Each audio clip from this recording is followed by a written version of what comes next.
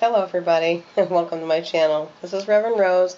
I know I haven't done a video in a long time. It's because I'm sure you've heard that I'm moving probably to Arizona, and so I've been packing, and then I got a cold on top of that which flared up my COPD, so I've had a hard time breathing. And I know no excuse is better than any excuse. There is no excuse.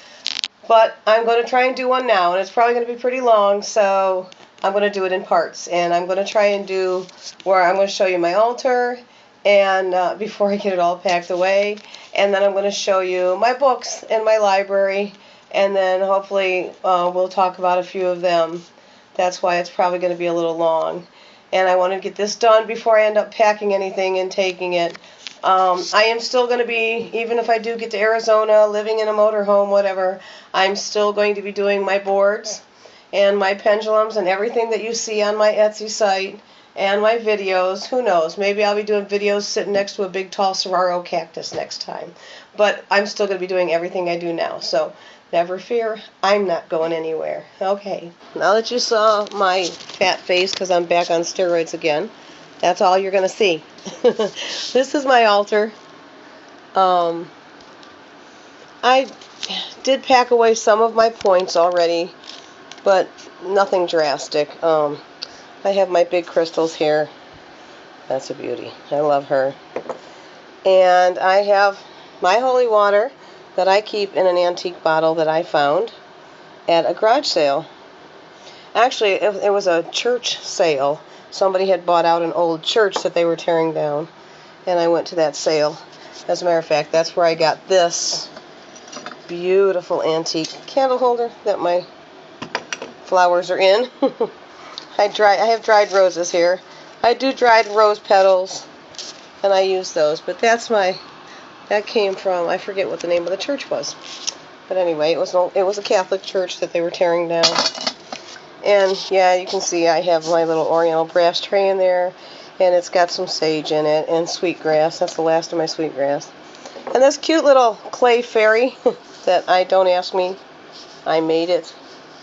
It looks like a guy that's mad at me or something, but I don't have the heart to throw it away because it was like the first thing I made. So she sits on my altar. She's got a little crystal ball in her hand. Candle holders. Oh, this is my smoky quartz sphere. I love that. Sorry, my altar might be a little dusty. I have my little brass pitchers and just things that I like are there. But that's my smoky quartz sphere, and it's getting kind of dark, so it looks like it needs rinsed again. Smoky quartz will get darker as it collects negative energy. Just a little tidbit. So if you have a smoky quartz around and you wonder why it's changing color, it's because it's doing its job. It's collecting negative energy from within the room. So you want to run that under some cold water and cleanse it, and so on and so forth. And this is just a little fake claw that I bought at a craft store, and I put that in there as a holder. And the reason I did that is because I have one over here that actually isn't fake. I made this one. This is a real turkey claw. Now, I can't sell these, obviously, because it's illegal to sell wild game feathers and things. So, but I did make this for myself, and I put it on a piece of driftwood and wrapped it in leather on the end. If you have something like that and you want me to make you something, I can do that. You can send it to me and I can make something for you. And it sits there really nice, and it holds my clear crystal ball.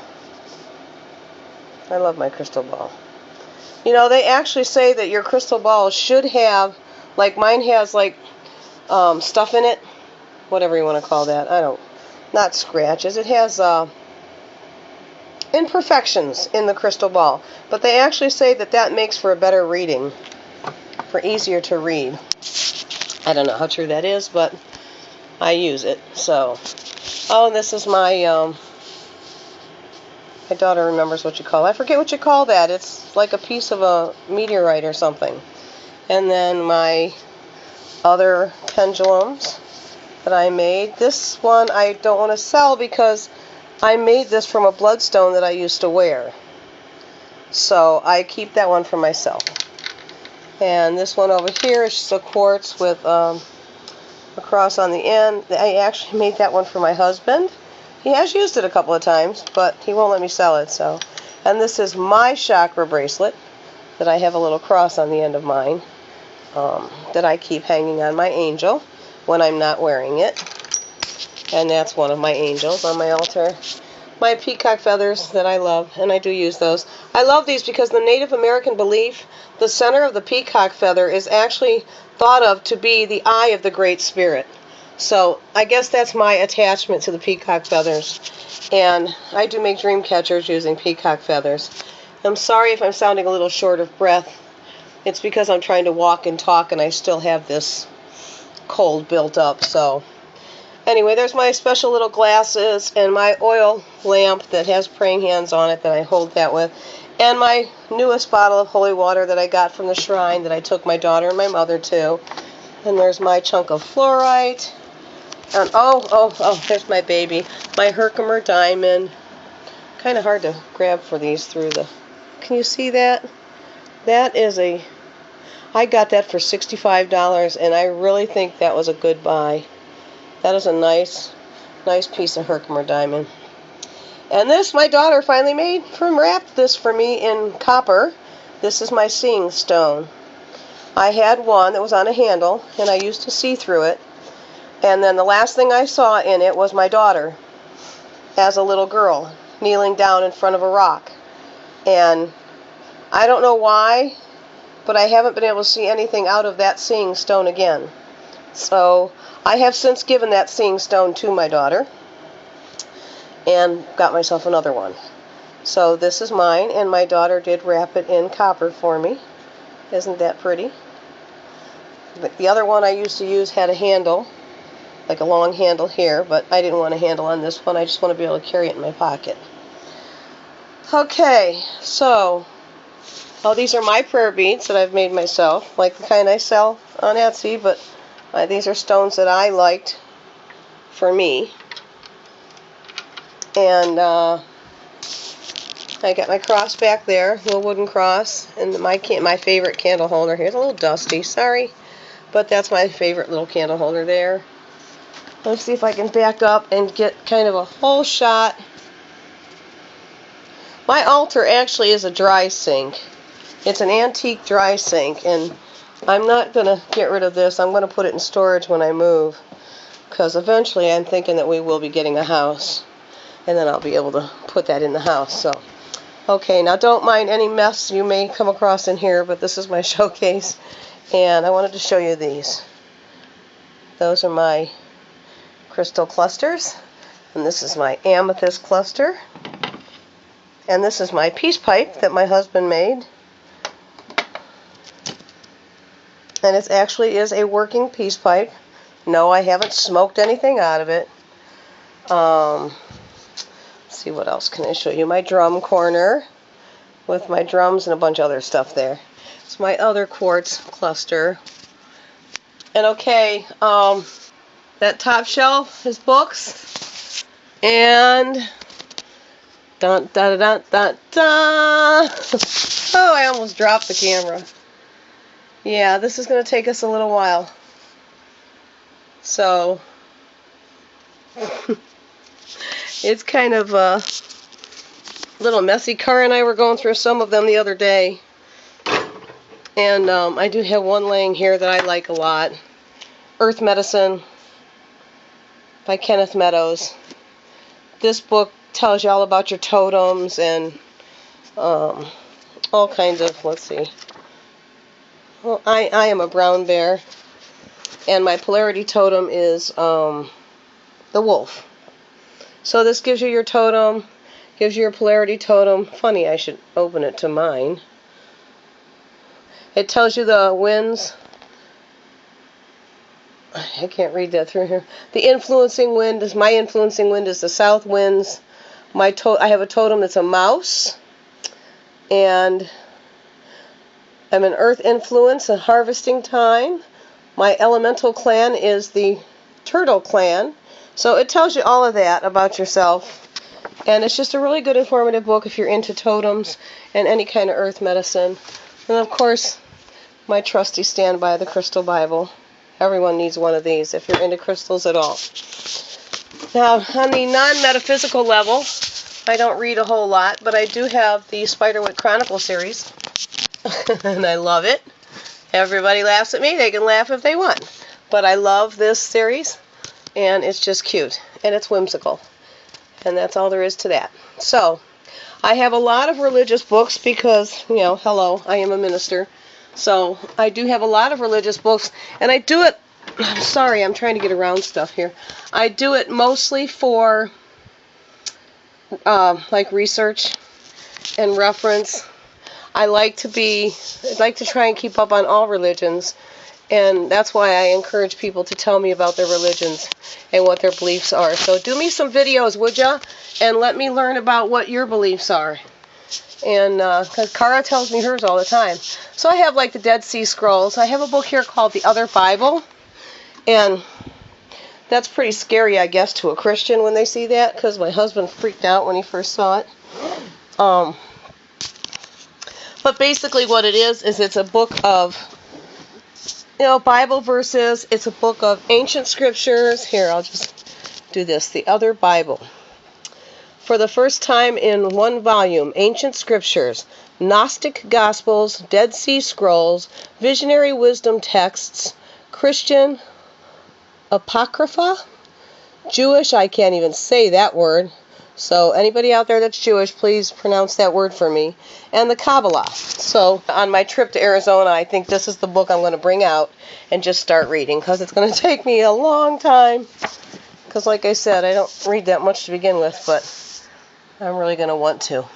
Anyway, the Gnostic Gospels are basically what they say the Gnostic Gospels are they are the Gospels that were left out of the Bible.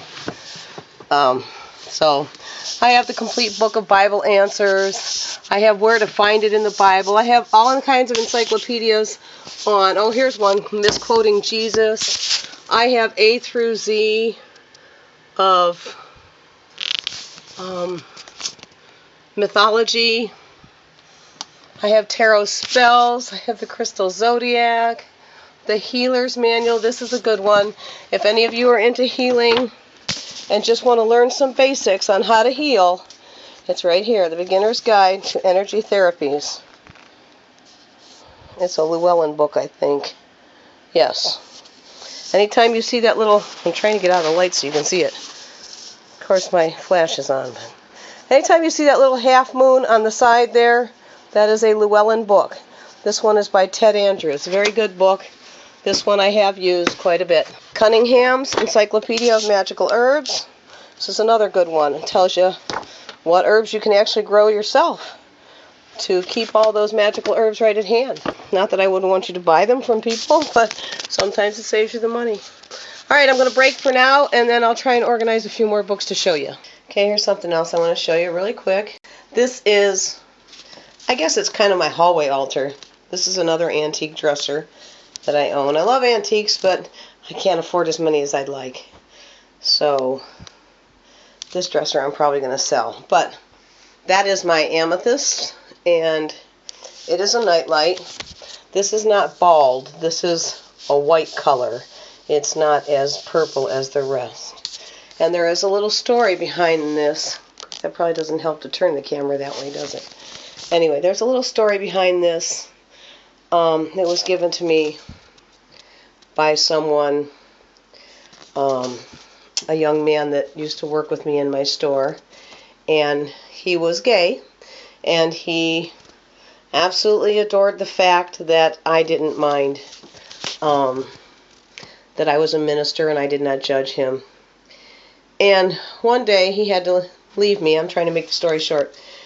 But he knew that I loved this crystal, and I kept it for him in my office in the back room where I did my readings and my healings and stuff. And I kept this for him in there on display. And when he left, I told him, hey, don't forget your crystal. He said, okay, I will come back and get it. Well, he never did. And then one day I saw him, believe it or not, at the medieval fair. And I asked him about his crystal. And this was like years later. And he said, you know what? He said, where is it? And I said, I have it in my hallway at home on my altar, because he knew I had closed the store down. And he said, well, that's exactly where it should be. and I want you to keep it there.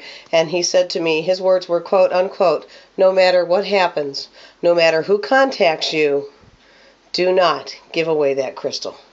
It's yours, and I want it to stay with you. So I said, okay. I thought that was kind of strange, but I said, okay, and I promised him that. Now, 2 weeks later, I had read in the paper where he had died of a mysterious illness. I know it was not suicide. I don't know what he died of, but apparently he knew something that he wasn't telling anybody. And lo and behold, it wasn't a week or so after that his one sister did try to get a hold of me and did try to get this quartz from me, this amethyst, and all I could think of was, no. And I told her, I said, with all due respect, he trusted me with it, and he told me if something happens to me, I'm to just pass it down to my daughter and keep it going that way. And that's exactly what I'm doing. And amazingly enough, she did not fight me. She did not argue over it, and she let it go at that. So that's one altar, and I will show you my other one in a minute.